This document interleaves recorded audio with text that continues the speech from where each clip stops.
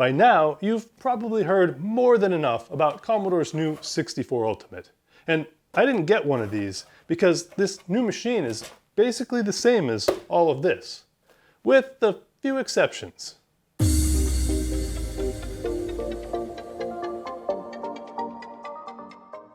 The 64 Ultimate made a big splash in the retro community when Commodore announced it back in July of last year. Fundamentally, the new machine is comprised of components from 3 separate existing projects. At the heart of the new system is an FPGA-based motherboard based on Gideon's Ultimate 64. Now, I've had one of these for many years and have just been waiting for the right case and keyboard to come along to build it. The new Commodore uses a reproduction case from RetroFuzion. Now, I backed this Indiegogo campaign several years ago, so I've got one of those as well.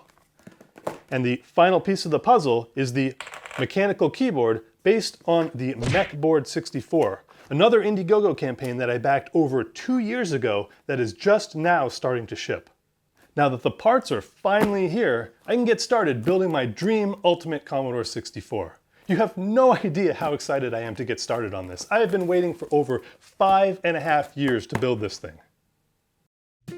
All right, let's take a look at what we've got here. Now, this isn't the first time I've opened this machine up. In fact, I did a live stream years ago where I demonstrated some of the features of the new firmware, but that's about all I've done with this machine since I've got it. Now, here we've got a power brick, but if I remember correctly, yeah, it's a European style outlet, so that's not going to be of any use to me. I'm just going to set that aside there, and then we'll open up this board. Oh yeah, tell me that is not a thing of beauty. All right, let's take a look at this board. We've got the Ultimate 64 Elite version 1.4a from around 2020. So this has been sitting on the shelf for an awful long time, and I can't wait to get this built into something. Over here, we have standard joystick ports where you would expect them, a toggle power switch, and a barrel jack. On the back, we've got the standard Commodore cartridge port here. We've got the video port and the IEC serial and printer port there.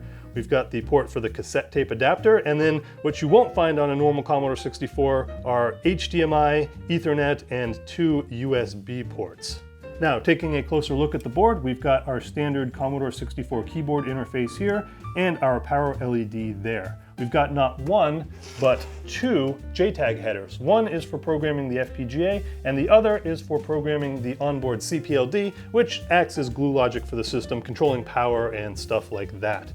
We've also got an expansion port here for our user port. You saw that there was no user port on the board, so if you want to use a modem or some other kind of old school device, you would need to use a breakout cable for that.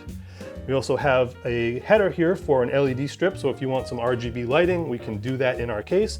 And not one, but 2 ZIF sockets for stereo SIDs, which is a cool feature. We'll be using those later on. In addition, we have a header here for the SID, so we've got an input and output for the SID if we want to tap into that there. A serial port here, probably for debug purposes. A speaker header here if we want to have simulated drive sounds.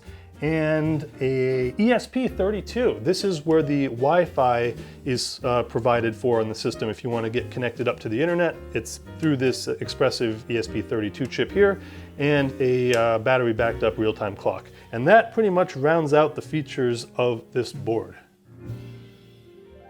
All right, let's take a quick look at the differences between my old 2020 Ultimate 64 and the brand new Commodore 64 Ultimate. Now, obviously, there's a huge form factor difference here, and that's because in the early days, this was based on an Altera Cyclone FPGA, but during the pandemic, part shortages prevented Gideon from getting the parts, so he had to redesign the entire thing around a Xilinx FPGA instead. And as you can see, it now has a main board, a motherboard here, with the FPGA on a daughter board. So it's turned into a modular design, which makes a lot of sense, but I kind of think that the old style version looks a lot better. This is a very small difference, but the old version uses a multifunction push switch, and the new version uses a multifunction rocker instead. On the new Commodore, the mechanical keyboard is connected through this proprietary keyboard interface, but you still get an original Commodore interface.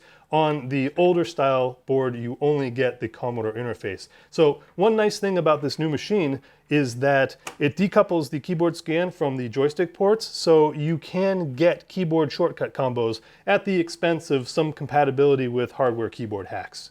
Two other minor differences: the 64 Ultimate has a built-in speaker for disk drive sounds, whereas the Ultimate 64 just provides you a header to install your own speaker. One other change is that there's a 3.5-inch jack here for your SID audio output, whereas this machine just has a pin header for you to install your own jack or do something else with. So small differences there. All right, next let's take a look at the BlingBoard 64. Now, as I said before, I've been waiting 2 years for this campaign, but the keyboard has existed in some form since well before that as a prototype. What we've got here, okay, we've got some clear keycaps, cool. We've got some translucent black keycaps, that'll give us some options. We've got some red translucent function switches, keys rather, and some blue translucent function keys. Now, I should point out that these keycaps are not compatible with the Commodore 64 keyboards. These are only for the mechanical switches that are used in this keyboard. We've got a custom cable here for the Commodore 64 keyboard interface. We've got, these are called the Razzle LEDs. We've got a rectangular one for the 64C case and a round one for the 64 bread bin case, and these are full RGB LEDs, so we can control the color of the power LED. We've got the keycap puller, a screwdriver, and the logic board that controls the keyboard, as well as provides USB Bluetooth and the LED control for the keyboard. 2 boxes of Gatoron key switches. And we've got some posts. These are the spacebar and maybe enter key stabilizers. We've got a clear frame for the keyboard. And still taped inside the box. Maybe I can sneak it out the side here. Yeah, there we go. We've got a black plastic frame for the keyboard. And here is the keyboard itself. Now, I purchased the kit for the BlingBoard 64, which means I have to assemble it myself, but the capacitors and LEDs for each of the keys is already installed on the board, so that work has already been done. I just need to install the key switches. While we're on the subject, the keyboard was also designed to be used in a standalone case called the BlingBox. It has both wired and wireless interfaces and can be used to replace a missing SX64 or 128D keyboard. It can also be used as a standalone device over USB or Bluetooth with things like the Vice emulator or Mr. FPGA. Pretty cool. All right, before we build this thing, I got to talk about the elephant in the room, and that is how the Indiegogo campaign went down. A lot of folks, myself included, were not happy with the fact that we backed this keyboard 2 years ago, and then 6 months before we were shipped our product, it was used as the basis for the Commodore 64 Ultimate.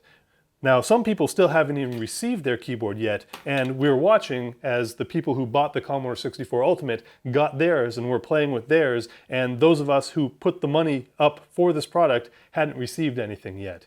And yes, I know this existed as a prototype before anybody sent in any money, and that we were waiting again on the keycaps, but myself and a lot of other people were really kind of disappointed how that all went down. So, you know, it's kind of left a bad taste in a lot of people's mouths. Now, that said, I'm still excited to build this thing, so let's get going.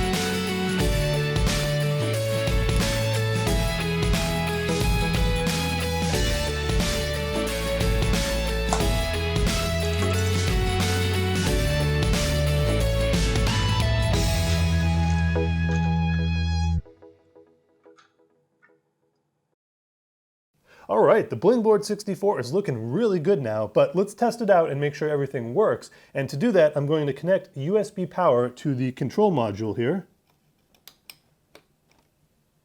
And now I'll power it up while holding Shift Lock and D to enter diagnostic mode. And here, all the keys are lit up and we can type on each key and it will turn green as it registers. So we know that all of our soldering work and the control board are all functioning properly.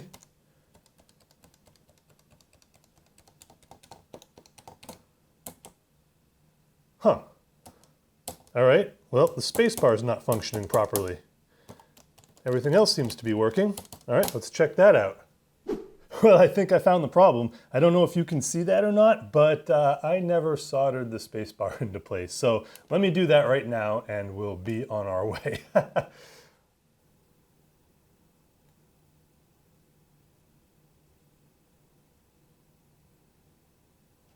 All right, let's try this again. There we go. All the keys have turned green. We are good to go. The last piece of the puzzle is the case, and I backed this Indiegogo campaign from RetroFuzion a little over 2 years ago in June of 2024. And what we've got here is a high-quality reproduction with UV-resistant plastics, brass screw inserts, various color options, and accessories. And you can tell that they've done a lovely job here. This is a very nice box. The packaging is really nice. And over here on the back, it tells us that it's compatible with the original longboard 64s, the 64C shortboards, the Ultimate 64, which is what we're going to use it for, and the Evo 64, which is another reproduction board that I've used in the past as well. Inside the box, we have some literature here. That's interesting. Another legend will return in 2025. Now, this project was from 2024. Are they referring to the 64 Ultimate? Did they know way back then during the Indiegogo campaign that this case was going to be used by a Commodore that didn't yet exist? That's interesting. I wonder if that's what this is about or if this is something else entirely. Inside, we've got the control port panel here. Looks like a box of parts, maybe screws or something. And the case itself. Let me get this out.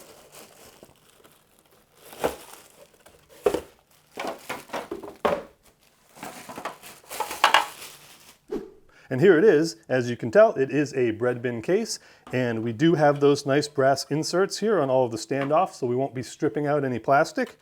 Looks like it's made really from high quality material and construction. There's no weird blemishes. The finish is very nice. So yeah, this is a very nice looking case. And the color is Commodore +4 gray. So if we take a look at a real Commodore +4 here, you can see, yeah, the color is a pretty good match. So I thought this would make a really neat 64 reproduction case. So that's the color I backed. Obviously, there are lots of other colors to choose from if you want to get a RetroFuzion case of your own. Now, while the new 64 Ultimate does use that RetroFuzion case, I've got something here that I want to try out instead, at least at first. And what we've got here is a case made by a company called Plexilaser. Now, this case is designed specifically for the Ultimate 64, and it's sort of a reduced footprint case for the version of the board that I have. Now, Plexilaser, the company, still exists, and they still have these products on their webpage, but unfortunately the gentleman who designed them seems to have passed away several years ago, unfortunately. So I don't know what the state of affairs is, whether these are still available or not. But we're going to take a look at what we've got, and fortunately I was able to purchase this several years ago, and I've been holding on to it, so let's give it a look. First of all, we've got the top cover here, and this is made out of clear plexiglass. It does have a peel-off finish on it, so we're going to have to remove that. We've got some standoffs and screws here, some maybe connector plates or some kind of reinforcement structure there, and then the back and top panels here. So let's get this thing built and see what it looks like.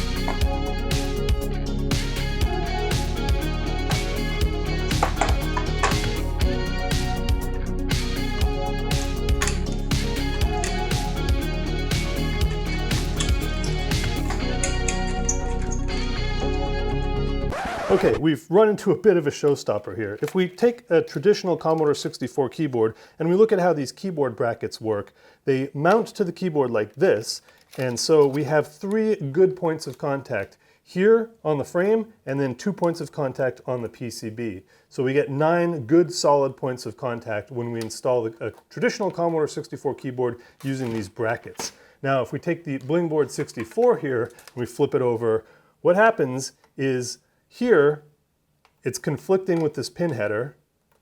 Here, it's floating above the PCB, so there's no points of contact here and here. And then here, it's conflicting with the control board.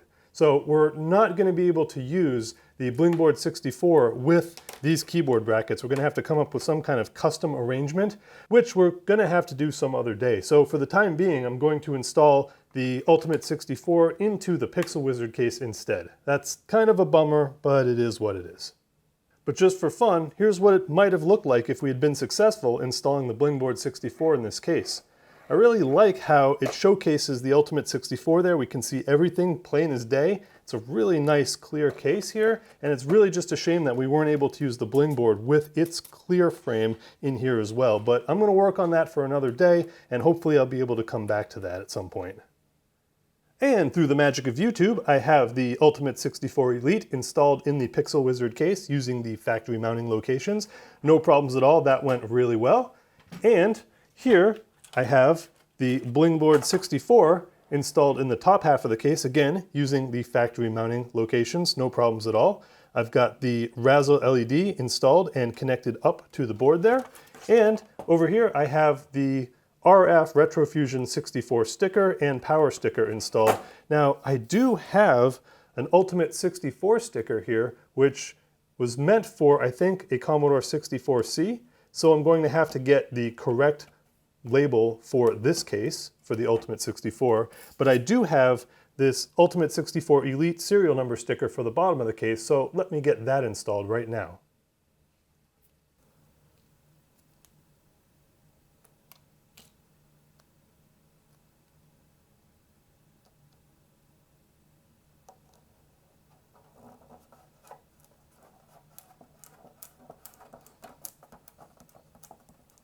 Of course I would get air bubbles in there.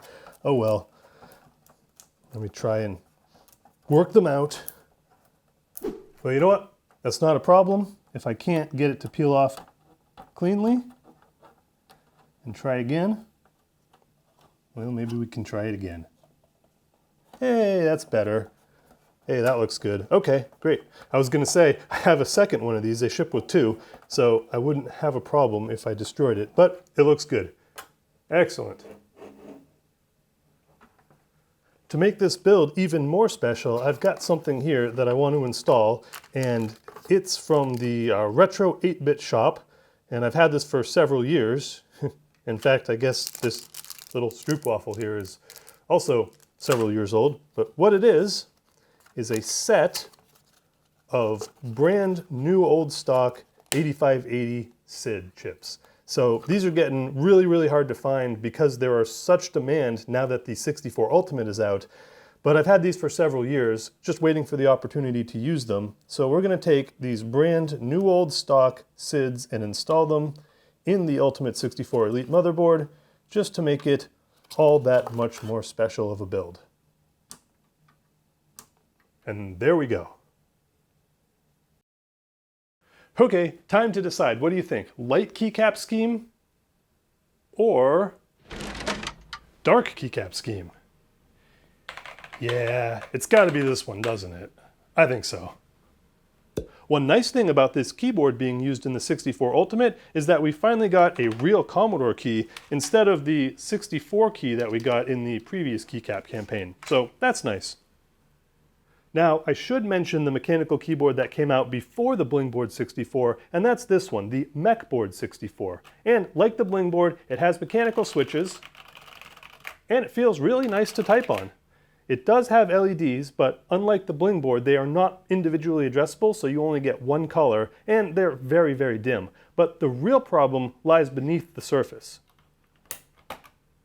The problem is the MechBoard 64 uses original Commodore 64 style keycaps, and to do so, it uses these adapters on each of the key stems. Now, these things are really hard to install. I had to use my heat gun just to get some of them to fit, and they raise up all of the keycaps, but not always evenly. So if you look across all of the rows and columns of keys, some of them are higher than others, and there's really nothing that can be done about that. But the other problem is they add wobble because they raise up all of the keycaps, so while it is much, much better than the original Commodore 64 keyboard, and I've really enjoyed typing on this keyboard, the BlingBoard 64 fixes all of these problems. All right, let's take a look at some of the capabilities of the BlingBoard 64, starting with the individually addressable LEDs. Now, this gives us some pretty cool capabilities, including, as you can see, we have like a screensaver going on here, and then we can define things like, background animations or colors, and we can change the brightness of those colors, and we can define the colors. We can also turn on things like keystroke animations, which is pretty cool. We even have the ability to define and play back macros using hotkeys. Another really cool feature of the BlingBoard is its ability to connect up to Wi-Fi, so I can control all of the LEDs, the macros, the keyboard mapping, and upgrade the firmware all through this web interface, which is really cool. So, for example, I can choose a pattern that I want to have displayed on the keyboard, or set up the screensaver here. I can change the brightness of that pattern, the animation speed of that pattern. We can change that there. We can change the colors of the keys, for example, the shift lock on and off color. We can change the function of the power LED, whether it's part of the pattern or just as a power light. We can even change the color of the power light if we want to here. So lots and lots of cool options through this web interface. Now, one thing I did run into is that the Ultimate 64 board cannot provide enough amperage through the Commodore 64 keyboard connector, and if you turn up the brightness too high, it draws so much power that it kills the Wi-Fi connection. So there is a way around that, and it's pretty simple. All we have to do is to depin the plus 5 volt wire on the keyboard harness,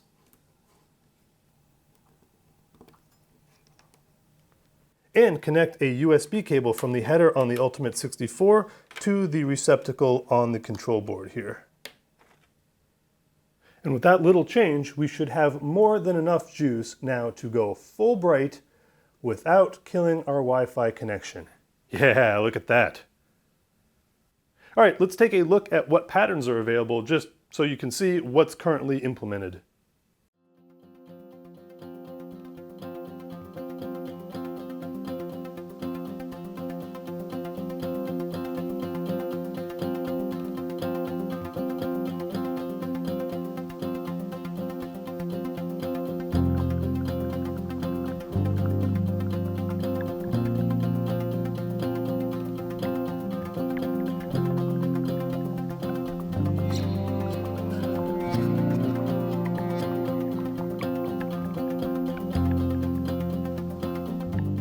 I missed a couple here, but you get the idea.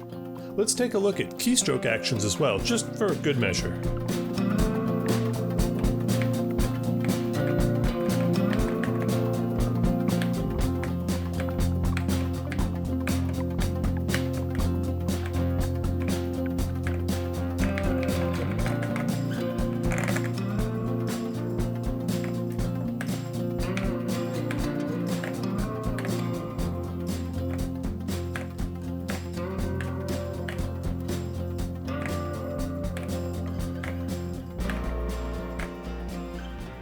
Another cool feature is the ability to define macros and play them back, and you can do that through hotkeys on the keyboard or through the web interface. So for example, I've defined a macro here, and boom, it prints it right on out. Another cool thing you can do is using the web interface. Say you come across a basic program that you want to type in, but it's really long and you don't want to type it in. You can paste it into this box and then click the button, and boom, it types it out onto the Commodore 64 for you. And now all we have to do is type run. How cool is that?